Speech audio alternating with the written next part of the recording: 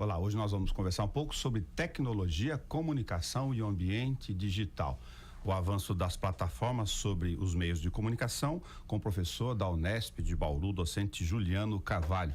Muito obrigado por sua visita aqui em multiplataforma pela rádio, a TV Câmara e a internet. Eu que agradeço o convite, é uma alegria estar com vocês.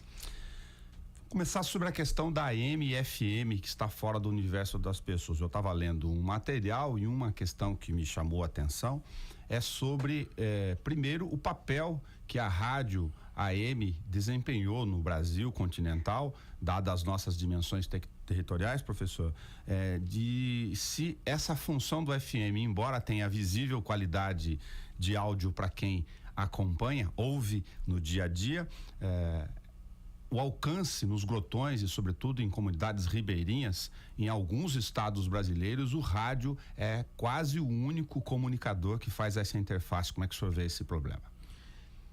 Existem duas respostas para isso, uma de natureza mais técnica e uma outra de natureza mais mercadológica. Do ponto de vista técnico, o mundo inteiro tem feito uma opção de migrar o uso do espectro que o rádio AM vem fazendo ao longo do tempo para o FM por conta da capilaridade que ele tem, a qualidade do sinal, e isso obviamente empodera mais o conteúdo que vem sendo desenvolvido. De outro lado, você tem a natureza, de um modo geral, que é mercadológica, né? Muitas emissoras tiveram dificuldade em se manter no modelo do rádio digital. Tanto que no Brasil aconteceu algo diferente, por exemplo, que aconteceu no México, na Noruega, que foram países, por exemplo, que tornaram compulsória a migração do rádio AM para o rádio FM. O Brasil, isso é uma opção, muito embora majoritariamente os radiodifusores do país venham optando por isso nos últimos 2 anos. Ou seja, na verdade, Nelson, nós estamos chegando tardiamente nessa digitalização e nessa mudança de frequência no rádio brasileiro. Por quê? Porque o modelo de negócio, historicamente, do rádio demorou mais para incorporar essas transformações, inclusive em função da sua sobrevivência. Agora, o que isso muda para quem ouve rádio? O que isso muda para quem, de fato, aprecia a produção audiofônica? Eu penso que muitas coisas mudaram no nosso universo no rádio nos últimos 20 anos, 30 anos. Poderíamos começar dizendo que mudou o perfil da audiência e a forma de se consumir o produto, mas significativamente as pessoas foram substituindo suportes de entretenimento, de consumo jornalístico, enfim, de conteúdo ao longo do país. Isso é um problema para as populações que estão mais distantes, aonde outras formas, o que se chama de um deserto, onde você não tem mídia que possa dar suporte para isso? Sim, mas a aposta que os estados têm feito de um modo geral, até porque aqui nós não estamos falando de um switch off, ou seja, não estamos falando de um desligamento das rádios AM, mas estamos falando de uma migração diferente desses países, de alguns países que assim o fizeram. Eu penso que a ideia é complementar com outras plataformas. É como se eu dissesse que o WhatsApp ou outras ferramentas que produzem áudio, de alguma maneira vai tentar substituir, por meio da conectividade, a chegada do produto audiofônico pelas ondas hertzianas como nós conhecemos. Nesse caso, tem o desafio tecnológico ainda em curso, apesar dos reconhecidos avanços. Se nós fomos em alguns ambientes rurais aqui da própria cidade, Bauru, urbana, no centro do estado de São Paulo, nós temos problemas com sinal de internet. Aqui, usando um colega que nos visitou a semana passada de Parintins, no Amazonas, na Universidade Federal lá do Amazonas, de que eles ficam ainda tecnologicamente isolados do mundo em boa parcela. Veja, Nelson, isso não é uma defesa da internet, nem a conectividade, nem que isso vá substituir o que nós temos. Eu sempre acredito que nós devemos conviver com uma cultura híbrida. Ou seja, nunca acreditei o fim do rádio, o fim da televisão, o fim do jornal impresso, nem nada nesse sentido. Acredito que nós temos nichos, nós temos mercados, nós temos públicos distintos e há conteúdo para todo mundo. Isso é um dado. Mas do ponto de vista tecnológico, esse acordo que a antiga Telebrás e que o Ministério, agora, Comunicação, Ciência e Tecnologia, está fazendo na utilização de transponder de satélite para reproduzir a internet para o país todo, em alguma medida pode significar uma fotografia para esses municípios aonde o problema da conectividade e das ondas hertzianas e de outras alternativas não estarão disponíveis. Ou seja, nós teremos de fato 99,8% de cobertura do país satelital para essa solução com internet. Juliano, isso não pode ser uma solução para o rádio? Pode. Na verdade, grande parte do debate que nós fizemos lá atrás, na digitalização da televisão terrestre, temos uma solução tecnológica para o rádio conjuntamente. É que a opção do setor não foi essa. Falar um pouquinho de conteúdo, de informação, a chamada rádio web nessa plataforma. Nós somos criados no modelo analógico, convivendo com a natural transposição para o modelo digital neste momento, e a palavra-chave que me veio à cabeça aqui ainda da universidade na formação de graduação é o imediatismo. Hoje até uma boa plataforma digital dos jornais impressos tradicionais pode entrar com o áudio e com o vídeo, se o quiser, online, com streaming, e concorrer literalmente com o rádio. Era exclusivo dele o imediatismo. Como você vê a transformação do modo de fazer notícia no rádio a partir desse instrumento? É diferente, existem duas correntes na literatura, no mundo da comunicação, tratando desse tema. Uma que de fato vai dizendo que o rádio perdeu espaço e que ele está sendo absorvido por essas outras plataformas, entre elas um dos elementos da sua linguagem, que é o imediatismo.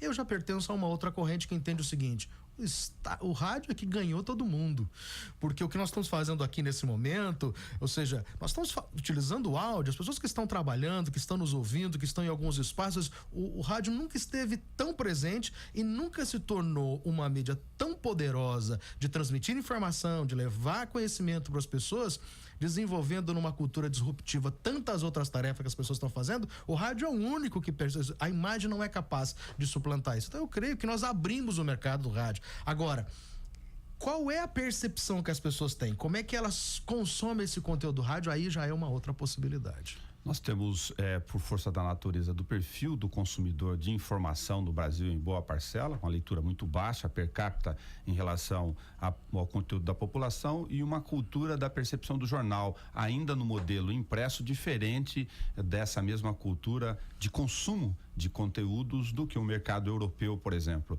Se essa questão do rádio ou da comunicação digital vai ajustando isso no tempo, ou as novas gerações vão poder daqui a pouquíssimo tempo nos dizer outra coisa? Eu creio que nós estamos num momento grande de transição disso tudo. Seja porque nós não conhecemos ainda o limite, o potencial das tecnologias, especialmente mobile, ou seja, o que está à mão, o tablet, o smartphone, etc. Nós não conhecemos claramente como é que os estados nacionais vão ocupar o espectro radioelétrico. Você vê, por exemplo, a desocupação da faixa 700 MHz de São Paulo, que vai para a telefonia, e outros serviços podem ser agregados com isso, e depois a desocupar essa frequência que nós estamos no 3G e 4G hoje. Então, isso tudo vai reorganizar esse espaço que historicamente é do rádio, da televisão e de outros serviços que utilizam, que fazem uso de radiofrequência. Então, acho que esta é uma fotografia. Agora, eu acho que isso está sendo muito mais dado por uma cultura de como se consome o conteúdo. Então, eu diria assim, rápidas palavras, de que isso vai depender muito mais de como o jovem, de como as pessoas que estão chegando no mercado do consumo de conteúdo vão se relacionar com esses dispositivos. Eu diria, por exemplo, se você pensar comigo, Nelson, o que era o WhatsApp na nossa vida, na vida do mundo corporativo, né, nas relações pessoais e na distribuição de conteúdos há 5 anos, há uma década. Isso existia, nós não fomos formados, não fomos preparados, ou seja, o mundo do conteúdo não estava organizado para que uma ferramenta mais poderosa de capilarização de conteúdo se desse por uma ferramenta que originalmente era um mensageiro e que hoje se tornou uma plataforma midiática. Então, essa relação do consumo com a evolução da tecnologia está mudando fortemente a maneira que nós produzimos, mas muito mais como as pessoas percebem esse conteúdo. O rádio será efetivamente muito mais digital do que nós estamos falando aqui? Seguramente, mas eu acho que ele será muito mais ouvido do que eles já foram no passado, por uma razão simples. A ideia de você customizar o que você quer ouvir, e aqui eu lanço mão de um estudo muito recente, as maiores players do mundo da tecnologia no mundo, Google, Facebook, a Apple, descobriram que só há um último nicho de mercado que não foi plenamente ocupado pelas grandes empresas de tecnologia, que é audiocast, ou podcast, se quiser incorporar o nome que a Apple legou a ele no passado. Por quê? Porque há uma crescente no mundo, se descobriu recentemente, de pessoas que estão consumindo audiocast. Pelas razões que nós até mencionamos aqui. Eu posso ouvir audiocast enquanto eu faço uma outra atividade, enquanto eu caminho, enquanto, enfim, faço uma refeição. Não é segunda tela. O áudio foi sempre a segunda atividade, né? A cultura da segunda tela, que é uma cultura muito recente, mas o áudio sempre aí esteve. E aí o que acontece? Essas empresas estão investindo pesadamente neste momento né? O Google acabou de soltar um aplicativo muito bem produzido para ocupar essa fatia de mercado que é a fatia. Só para você pensar, grandes emissoras de rádio comerciais no Brasil, até um ano, não tinham inserção publicitária no intervalo de audiocasts e agora o fazem. Ou seja, esse é o mercado. O que isso significa? Porque as pessoas querem customizar, elas querem escolher sob demanda o que elas querem consumir de áudio. E isso só está crescendo. Há pouquíssimo tempo, só para fazer a referência aqui, não deixar de lembrar, aquilo que para nós hoje é óbvio, nós não estaríamos com um estúdio de rádio integrado com televisão na internet, conversando, lógico, em áudio, imagem para quem está nos ouvindo, mas mais do que isso, entregando on demand e para as pessoas poderem consumir essa informação como um pacotinho, estoque mesmo, a hora que elas quiserem. Aliás, muitos consumidores não estão preocupados com a grade ao vivo no ar, de acordo com os conteúdos de informação, porque elas sabem que tem um hospedeiro onde elas vão buscar esse conteúdo a hora que elas quiserem. Isso muda muito o comportamento de consumo de informação em boa parte. Eu acho que se nós podemos usar uma metáfora um pouco mais próxima, é como se nós disséssemos o seguinte: o que explica um fenômeno chamado Netflix? Se não a possibilidade de que você pode escolher o que você quer assistir no momento que você quer assistir, sobre uma relação temporal sobre o que você quer assistir. Isso, se não mudou, está mudando drasticamente a cultura de consumo e de entretenimento no mundo inteiro. Agora, isso da mesma maneira se reflete para as outras plataformas, para o texto que originalmente era impresso, para o áudio das emissoras de rádio, ou seja, cada vez as pessoas querem escolher e isso vai estar tudo virtualizado. Que hora você quer ver o teu noticiário da TV e da Rádio Câmara de Bauru, né? Então, você vai lá na plataforma do YouTube e busca o momento que te interessa ver aquele vídeo que você não pode assisti-lo às 7 horas da manhã, às 8, ou seja, essa ideia de que o conteúdo midiático vai estar à disposição, poderíamos dizer do informativo, do educativo, de modo geral, no momento em que você buscar, é a grande fotografia desse momento. O que isso nos leva a uma outra pergunta, né? Especialmente em relação ao rádio. E a interação?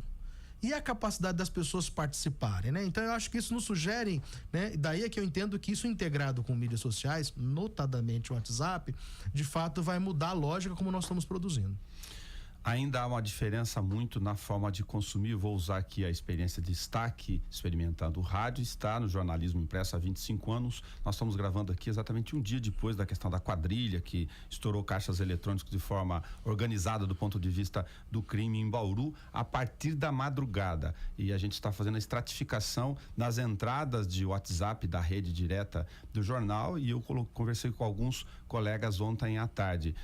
Os veículos de comunicação ainda não conseguiram organizar como eles tratam essa natural efervescência e multiplicação de demanda em função da curiosidade, da ansiedade natural que é imediata, é naquele instante.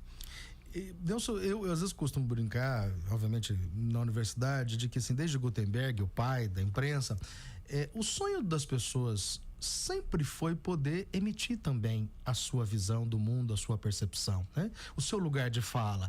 Eu acho que o que o WhatsApp faz, aí podemos citar o Facebook, coisas que precederam essas ferramentas hoje nominadas como mídias sociais, na verdade, só estão colocando num lugar da história uma possibilidade de que o seguinte: um senhor que nos ouve, uma senhora que nos ouve, o jovem que nos ouve, as pessoas sempre quiseram, ou seja, tinha alguém passando pela praça no momento em que ocorreu o problema com os bancos, etc. As pessoas têm o seu olhar da história.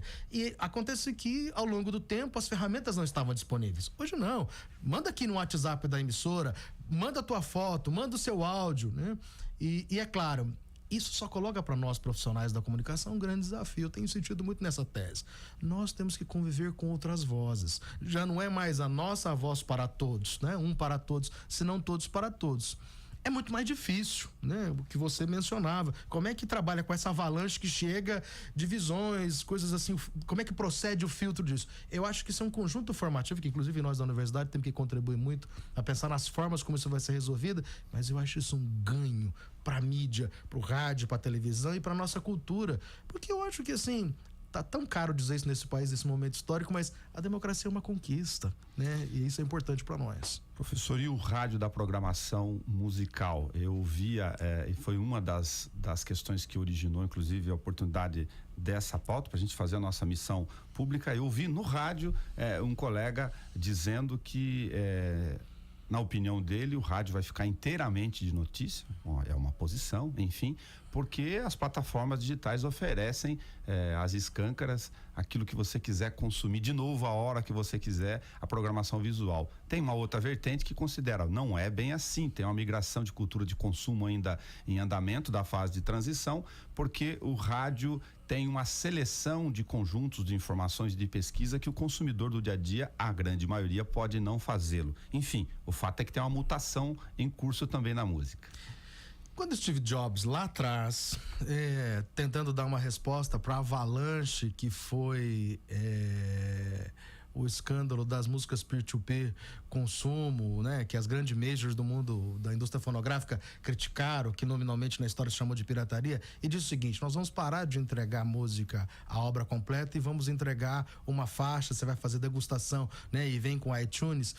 O que a Apple e aquilo tudo naquele momento trouxeram, e hoje largamente disseminado pelo sistema de streaming por assinatura, Spotify, Deezer, Apple Music, Google Play, etc., Pandora nos Estados Unidos, o que isso tudo está mostrando efetivamente é o seguinte: nós sempre quisemos poder escolher o que a gente queria ouvir, e não só a música de trabalho que estava colocada nas emissoras, né? Me lembro, historicamente, quem trabalha com rádio, todas as vezes que um grande artista, né, e vinha uma gravadora e disse: olha, essa é a faixa, vinha ainda no tempo do bolachão, do LP, né, vinil, essa só tem essa faixa porque é a faixa de trabalho. A ideia da escolha, que tem a ver com esse outro momento que nós estamos vivendo. Então, acho que isso é uma fotografia. Mas indo mais ao ponto, quando você diz assim, bom, e com essa miríade de possibilidades, as pessoas vão continuar ouvindo informação? Nós ouvimos muito mais linguagem radiofônica, aqui está a palavra, hoje do que nós ouvimos no passado. Por quê? Exatamente porque, inclusive, refletia sobre isso há 1 ou 2 semanas com a morte do Zé Bétio, né? Sim. Um ícone do rádio brasileiro. O que aquilo nos demonstrava? Muitas pessoas não conheceram o Zé Bétio, talvez não acordava às 5 da manhã e não estava ouvindo aquele programa naquele horário. Isso tudo está resolvido hoje. Você pode ouvir este programa em vários momentos, quando melhor lhe aprouver. Então, eu penso que esta lógica está completamente alterada. Então, o consumo de música e o consumo informativo não vão mudar uma natureza da relação que a sociedade tem com a informação. A informação muda o nosso cotidiano, Nelson. Nós seguimos precisando saber se vai chover, se vai fazer sol, se temos que sair agasalhados. A gente continua querendo saber o que houve em Bauru ontem por conta do problema do assalto, o quanto isso impacta a cidade, se houve vídeo, quais foram as agências envolvidas. Ou seja, as pessoas necessitam de informação do seu cotidiano. É a forma como elas vão incorporar isso e como o mercado publicitário vai precificar e criar o seu modelo de negócio é que tem que ser repensado. E uma questão adicional, tempo de uso ou tempo de consumo de informação, professor, dada algumas pesquisas já em andamento dos últimos anos, de que nós estamos criando uma sociedade extremamente digital, com acesso a um volume que nem o cérebro humano consegue comportar no dia a dia, se isso também é um aconchego natural ao longo do tempo, como outra questão qualquer. Eu acho que nós temos 2 coisas na pauta, né? Uma é a categorização do vício, não só em jogos e em mídias sociais, que está já com um problema de saúde pública e vai ser cada vez mais forte. Eu acho que a sociedade tem que estar preparada para isso, porque isso é uma alfabetização para um outro consumo. Mas tem um outro lado muito interessante, Nelson.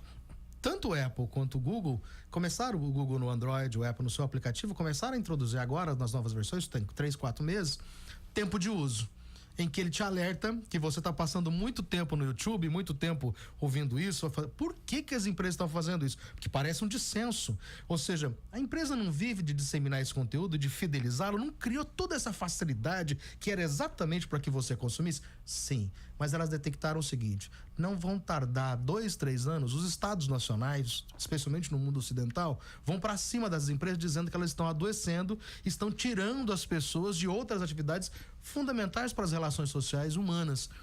Elas já estão antevendo esse problema. Elas estão colocando esses mecanismos nos seus aplicativos para alertar as pessoas. Escuta, você não pode ficar 10 horas no YouTube no dia. Isso não é saudável para a tua vida em sociedade. O que isso está nos sinalizando? Naturalmente, de novo a história da transição, né? Nós vamos viver uma outra geração que vai vir aí na sequência, que os seus pais já nasceram conectados e que vão começar a se fazer uma pergunta. A gente precisa se sentar no final de tarde na varanda e bater papo. A gente precisa conseguir almoçar sem olhar na tela do celular. Este movimento vai acontecer, porque se ele não o fizer, nós podemos eu não tenho um repertório para isso, mas o que eu tenho ouvido dos estudiosos da área da psicologia comportamental, problemas muito sérios, né, sobre as novas gerações, o que farão nas suas relações de afeto, de convívio social.